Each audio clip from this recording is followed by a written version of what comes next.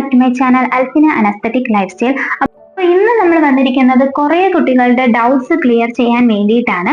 Already നമ്മുടെ LBSന്റെ second allotment വന്നിട്ടുണ്ട്.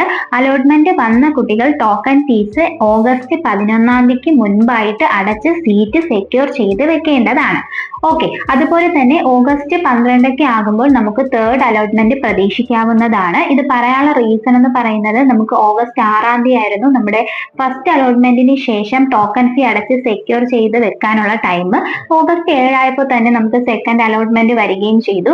അതിന്റെ ഒരു കാൽക്കുലേഷൻ വെച്ചിട്ടാണ് പറയുന്നത്. പല കുട്ടികളും ചോദിക്കുന്നുണ്ട് തേർഡ് അലോട്ട്മെന്റ് എന്നാണ് വരുന്നുണ്ടാവുക എന്നുള്ളത്. അതിനുള്ള ഉത്തരമാണ് ഓഗസ്റ്റ് 11 നമുക്ക് ലാസ്റ്റ് ടോക്കൺ ഫീ അടയ്ക്കാനുള്ള ഡേറ്റ് പറഞ്ഞിരിക്കുന്നത്. അപ്പോൾ അതിനുശേഷമുള്ള ദിവസങ്ങളിൽ ഉറപ്പായിട്ടും തേർഡ് അലോട്ട്മെന്റ് ഉടനെ തന്നെ ഉണ്ടായിരിക്കുന്നതാണ്. അലോട്ട്മെന്റ് കിട്ടിയ കുട്ടികൾ, അതായത് തേർഡ് അലോട്ട്മെന്റിൽ കിട്ടിയ കുട്ടികൾ, അതാണ് നിങ്ങൾക്ക് പിന്നീട് എന്ത് ചെയ്യാനുള്ളത്, കോളേജിൽ അഡ്മിഷൻ എടുക്കാനുള്ള സമയം എന്ന് പറയുന്നത്. അതായത് ഇപ്പൊ സെക്കൻഡ് അലോട്ട്മെന്റിൽ നിങ്ങൾക്ക് ഒരു കോളേജ് കിട്ടി, ഇനി അത് കഴിഞ്ഞ ശേഷം തേർഡ് അലോട്ട്മെന്റിൽ നിങ്ങൾക്ക് മറ്റൊരു കോളേജ് ആണ് കിട്ടുന്നത് എന്നുണ്ടെങ്കിൽ നിങ്ങളുടെ സെക്കൻഡ് അലോട്ട്മെന്റ് അവിടെ ക്യാൻസൽ ആവുകയും പിന്നെ നിങ്ങളുടെ തേർഡ് അലോട്ട്മെന്റിൽ നിങ്ങൾക്ക് കിട്ടിയ കോളേജിൽ വേണം നിങ്ങൾ അഡ്മിഷൻ എടുക്കേണ്ടതായിട്ട് വരുന്നത്. ഇതൊക്കെ നമ്മൾ Q&A സെക്ഷനിൽ പറഞ്ഞ കാര്യങ്ങളാണ്. അതുപോലെ തന്നെ നിങ്ങൾക്ക് സെക്കൻഡ് അലോട്ട്മെന്റിൽ കിട്ടിയ കോളേജ് തന്നെ മതി എന്നുണ്ടെങ്കിൽ എന്തൊക്കെയാണ് ചെയ്യേണ്ടത് എന്നതെല്ലാം നമ്മൾ ഓൾറെഡി വീഡിയോസിൽ പറഞ്ഞ കാര്യമാണ്. അപ്പോൾ ഇന്നത്തെ കാര്യങ്ങൾ നമ്മൾ പറയാൻ പോകുന്നത് LBSന്റെ കോളേജ് ജോയിനിങ് ഡേറ്റ് എപ്പോഴാണ് എന്ന് ചോദിച്ചിട്ടുണ്ട്. നമ്മുടെ തേർഡ് അലോട്ട്മെന്റ് നമുക്കൊരു ഓഗസ്റ്റ് 12 പ്രതീക്ഷിക്കാം.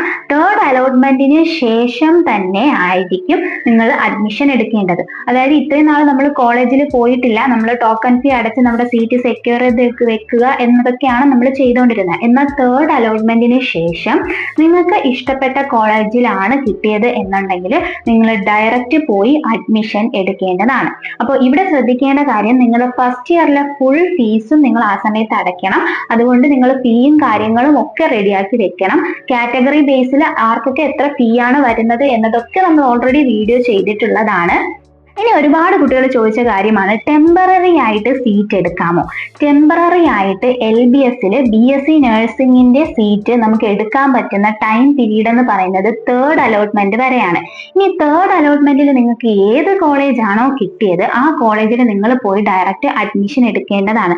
അത് ടെമ്പററി ആയിട്ടല്ല, പെർമനന്റ് ആയിട്ട് തന്നെ അഡ്മിഷൻ എടുക്കേണ്ടതാണ്. അപ്പൊ കുറെ കുട്ടികൾ ചോദിച്ചതാണ്, LBSൽ എനിക്കിപ്പോ അഡ്മിഷൻ കിട്ടി, ഇനി എനിക്ക് സ്പോട്ട് ആൻഡ് സ്പെഷ്യൽ അലോട്ട്മെന്റിൽ പാർട്ടിസിപ്പേറ്റ് ചെയ്യാൻ പറ്റുമോ എന്നുള്ളത്. സ്പോട്ട് ആൻഡ് സ്പെഷ്യൽ അലോട്ട്മെന്റിൽ നിങ്ങൾക്ക് പാർട്ടിസിപ്പേറ്റ് ചെയ്യണം എന്നുണ്ടെങ്കിൽ തേർഡ് അലോട്ട്മെന്റിൽ നിങ്ങൾക്ക് ഒരു കോളേജ് കിട്ടിയ കോളേജിൽ നിങ്ങൾ അഡ്മിഷൻ എടുത്ത് ആ കോളേജിലെ പ്രിൻസിപ്പളുമായിട്ട് നിങ്ങൾ സംസാരിക്കേണ്ടി വരും.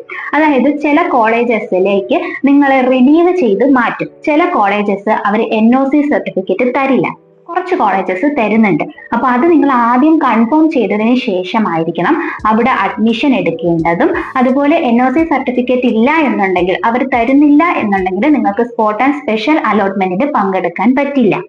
സെക്കൻഡ് അലോട്ട്മെന്റിൽ നമുക്കൊരു 10,500 വരെ റാങ്ക് ഉള്ള കുട്ടികൾക്ക് കിട്ടിയിട്ടുണ്ട്. അപ്പൊ തേർഡ് അലോട്ട്മെന്റിൽ നമുക്കൊരു 12,000 റാങ്ക് വരെയുള്ള കുട്ടികൾക്കൊക്കെ പോസിബിലിറ്റി ആയിട്ട് നമുക്ക് പറയാൻ പറ്റും കിട്ടാനുള്ള ചാൻസ് എന്ന് പറയുന്നത്.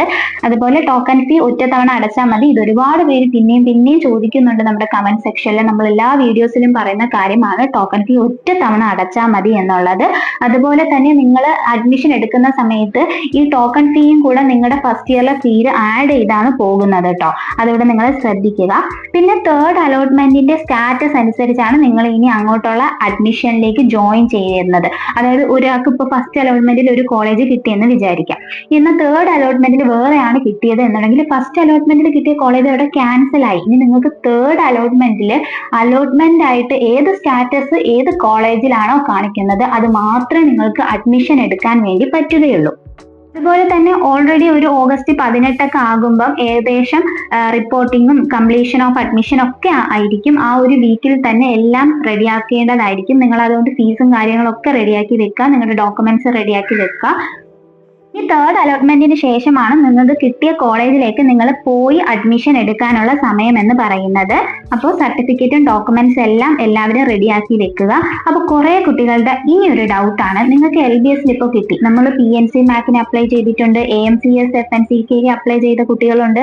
അപ്പോൾ ഈ ആ കുട്ടികൾക്ക് ഔട്ട്ഡോട്ട് അഡ്മിഷൻ കിട്ടിക്കഴിഞ്ഞാൽ LBS അഡ്മിഷൻ എടുത്ത കുട്ടികൾക്ക് അങ്ങോട്ടേക്ക് പോകാൻ പറ്റുമോ, മാനേജ്മെന്റിലേക്ക് പോകാൻ പറ്റുമോ എന്ന് കുറേ കുട്ടികൾ ചോദിക്കുന്നുണ്ട്. ചിലപ്പോൾ LBS നിങ്ങൾക്ക് കിട്ടിയ കോളേജ് നിങ്ങൾക്ക് ഇഷ്ടപ്പെട്ടിട്ടുണ്ടാവില്ല, PNC മാക്കിലോ AMC FNCKയിലോ എന്നുള്ള രീതിയിലായിരിക്കും നിങ്ങൾ വെയിറ്റ് ചെയ്യുന്നുണ്ടാവുക. അപ്പൊ നിങ്ങളുടെ അടുത്ത് പറയാനുള്ള കാര്യം എന്ന് പറയുന്നത്, നിങ്ങൾ അഡ്മിഷൻ എടുക്കാൻ വേണ്ടി എന്തായാലും കോളേജിൽ പോകുന്ന സമയത്ത് പ്രിൻസിപ്പളുമായിട്ട് സംസാരിച്ച് നിങ്ങളെ അങ്ങനെ റിലീവ് ചെയ്ത് തരുമോ എന്ന് ചോദിക്കുക. എല്ലാ കോളേജിലും അങ്ങനെ റിലീവ് ചെയ്ത് തരില്ല, അതുകൊണ്ടാണ് പറയുന്നത്. LBSന്ന് മാനേജ്മെന്റിലേക്ക് ഒരു ട്രാൻസ്ഫർ സർട്ടിഫിക്കറ്റ് അവർ തരുമോ എന്നുള്ളത് നിങ്ങൾ ആദ്യം തന്നെ പ്രിൻസിപ്പളുമായിട്ട് സംസാരിച്ച് മനസ്സിലാക്കേണ്ട കാര്യമാണ്. എല്ലാ കോളേജസിലും അങ്ങനെ തരില്ല.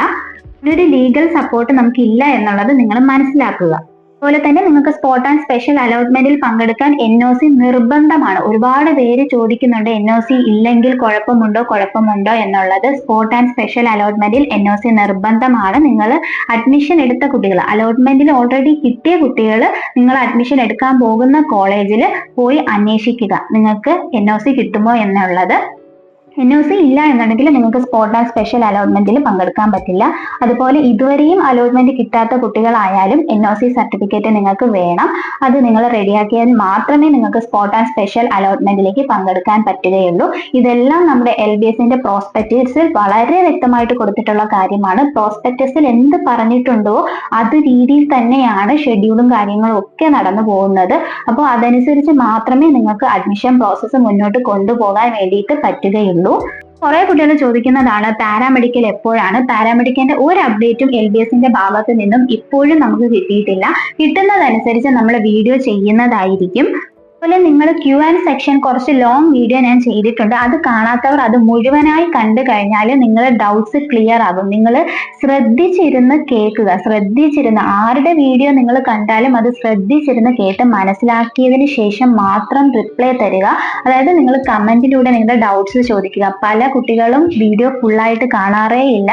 നമുക്കത് മനസ്സിലാക്കാൻ പറ്റും. 2 മിനിറ്റും 3 മിനിറ്റാണ് നിങ്ങൾ കണ്ടേന്നുള്ളത് നമുക്ക് സ്വയം മനസ്സിലാക്കാൻ പറ്റുന്ന ഒരുപാട് സെറ്റിങ്സ് നമ്മുടെ യൂട്യൂബിൽ തന്നെ ഉണ്ട്.